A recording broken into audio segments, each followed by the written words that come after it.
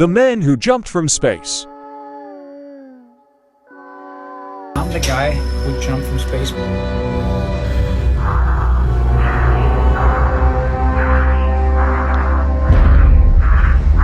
I wanted to be the first human outside of an aircraft breaking the sound barrier. I wish you could see what I can see. I almost weigh twice the weight that I normally have, and it's very difficult to do a perfect exit. Do not over-rotate, because if I start over-rotating, there's no air that you can use to slow down. Okay, John, I'm ready. Okay, here we go, Felix. I'm going over.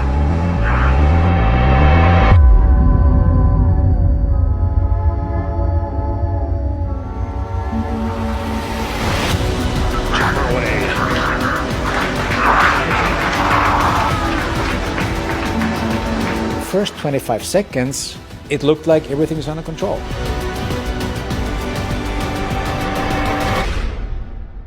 And after 34 seconds, I hit Mach 1 and I broke the speed of sound.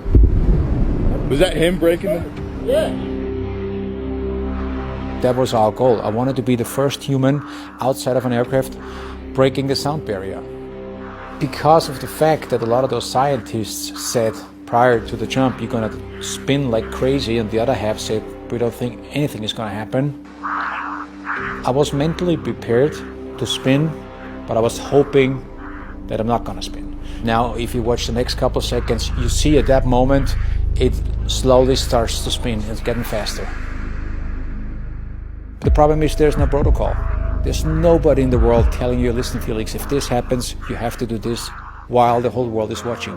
Then I was trying to move my arms around a little bit, just maybe it does something, and then it stopped for a second, but now it starts getting the opposite direction, and then it really ramps up. At that moment, it's not about breaking records anymore. At that moment, it's all about survival.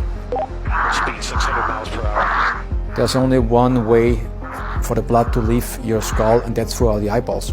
If that happens, you're gonna die. I had a Chi Whiz attached to my hand. The Chi Whiz is a device that it fires a drogue chute that pulls you out of that flat spin. That's why I put my hands in to trick that Chi Whiz. It's less Chi, and now the Chi Whiz senses, oh, less Chi, that means he's getting it under control.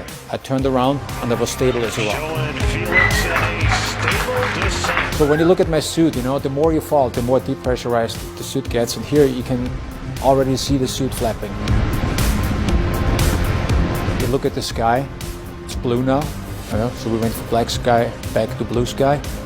If you look at the right corner, Luke was dropping some flares, and it gives me the perfect direction for the wind. Now this is a very important moment.